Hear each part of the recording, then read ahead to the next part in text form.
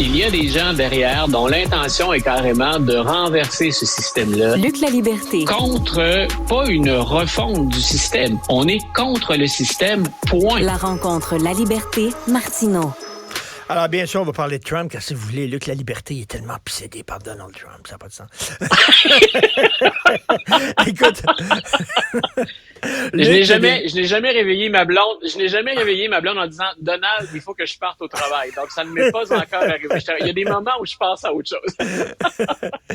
Non, Donald, il faut se parler. Écoute, il y a d'anciens alliés. Il y a d'anciens alliés de Donald Trump qui ont, comme on dit, craché le morceau. J'aime bien l'expression anglaise « spill the beans », c'est-à-dire vomir les fèves. Voilà. Alors, explique-nous ça.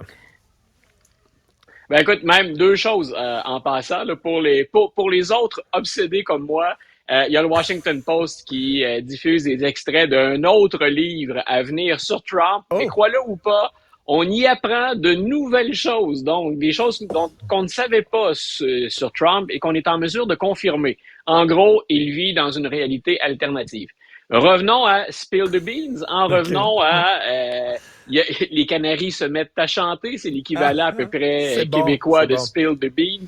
Donc, on avait tous les deux discuté du fait qu'il y a des anciens collaborateurs de Trump, dans certains cas des avocats, qui, dans le dossier en Géorgie, celui où on disait Trump a tenté de faire invalider puis même de trafiquer le décompte des votes pour obtenir ces quelques 10 ou 11 000 voix qui lui manquaient pour devancer Joe Biden en Géorgie, ces quatre-là avaient obtenu, puis on avait dit c'est un peu louche, considérant la gravité des accusations, comment se fait-il que la plupart d'entre eux n'iront même pas derrière les barreaux? On s'était contenté dans la sentence de dire, votre licence pour exercer le droit va être suspendue, votre permis va être suspendu pendant un certain temps, puis on vous demande de vous tenir à l'écart. Mais il ne se retrouvait pas derrière les barreaux.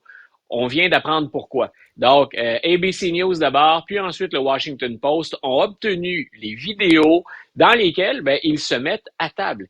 Et encore là, on confirme ce qu'on entendait ou ce qu'on répète déjà depuis des mois, et même on va plus loin. Parmi les témoignages qu'on entend, il y en a un qui dit, le patron, Donald Trump, carrément disait, il n'est pas question que je quitte la Maison-Blanche. J'ai gagné, je suis convaincu que j'ai gagné, je suis convaincu qu'il y a eu fraude, et on ne me sortira pas de la Maison-Blanche. Donc, on se doutait de ça. On va plus loin que ça. L'important dans un dossier comme celui-là, puis rappelle-toi, on a invoqué la loi qu'on dit de type RICO, c'est-à-dire qu'on utilise pour lutter contre la mafia, contre le crime organisé.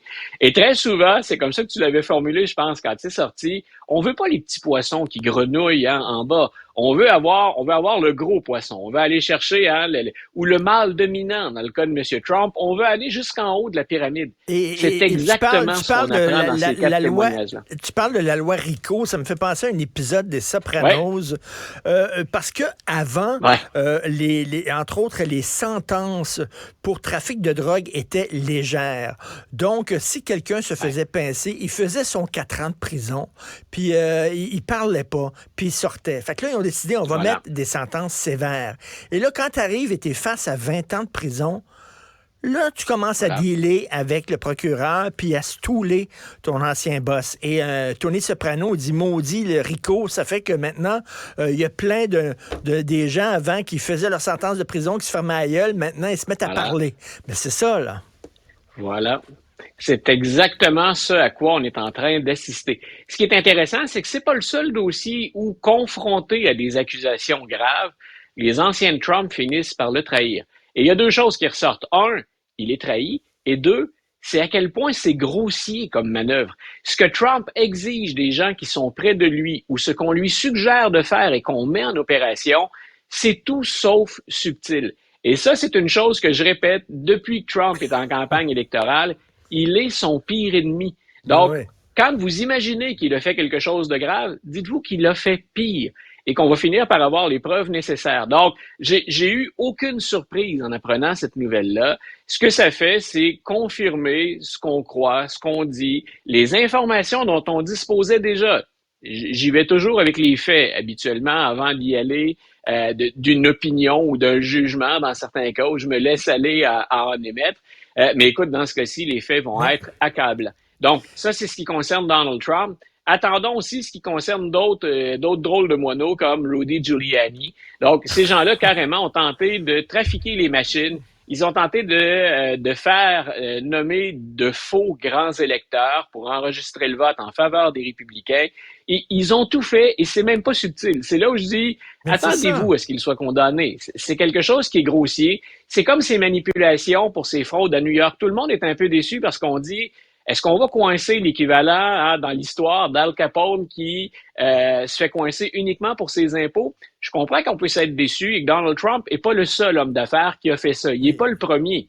Mais il le fait d'une façon particulièrement grossière et maladroite. C'est ce qui explique que le juge Engoron à New York a commencé en disant « Vous avez trafiqué les chiffres ». Ensuite, mais maintenant, écoutons les témoins. C'est ce qu'on fait pour la défense actuellement de M. Trump. Mais il n'y a aucune surprise là-dedans jusqu'à maintenant. Mais quand tu dis son pire ennemi, là, quand tu dis son pire ennemi, tu sais, quand tu es un chef de clan et que tu es loyal envers tes troupes, mais tes troupes vont être loyales à toi. Mais ils ont vu que lui... Voilà. Quand c'était le temps de sauver sa peau, il a balancé sous les roues d'autobus même les gens les plus proches. Alors, lui, il est incapable de loyauté et de fidélité. Pourquoi, moi, je serais fidèle et loyal à ce gars-là? C'est normal.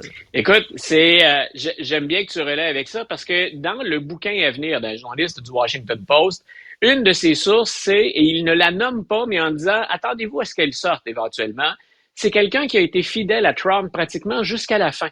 Et là, dans le livre, c'est cette source-là qui dit Donald Trump, il est menteur, il est fourbe, il n'a aucune morale, il ne reculera devant rien, il n'a pas de considération pour les autres êtres humains.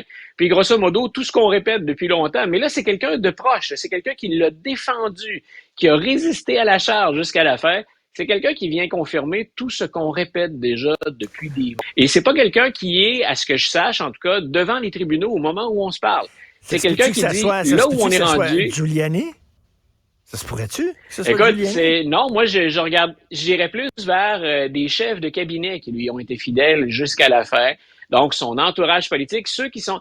Giuliani est plus ou moins un conseiller, hein. C'est un avocat, mais c'est quelqu'un dont on doutait déjà de la légitimité. C'est quelqu'un qui s'est déjà, soyons honnêtes, ridiculisé dans les démarches qu'il a entreprises devant les tribunaux au nom de Donald Trump. On parle de plus près ou de plus influent que ça. Donc, j'ai hâte d'apprendre l'identité de cette source, mais ce qu'on nous dit, c'est vous pouvez pas avoir plus proche et plus solidaire de Trump que ça. Et c'en est un autre qui est en train de le couler. Et c'est la perspective d'un deuxième mandat de Donald Trump qui pousse cette personne-là à parler. Cette personne-là a regardé les sondages et elle se dit c'est pas impossible. Il faut à tout prix éviter un deuxième mandat de Donald Trump. C'est le nouveau mystère Deep Throat, le prochain Deep Throat. Le nouveau Deep Throat. Oui, salut. Salut Luc. La liberté, merci. Merci. Bonne journée, Richard.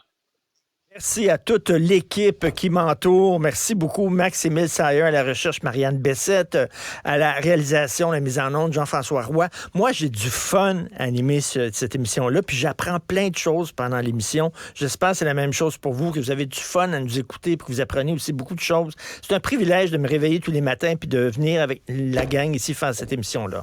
Merci beaucoup. C'est Benoît Dutrisac qui prend la relève. On se reparle demain 8h30. Passez une excellente journée. Cet épisode est maintenant disponible en balado et vidéo sur l'application et le site cubradio.ca, la plateforme audio québécoise où les contenus francophones sont fièrement en vedette.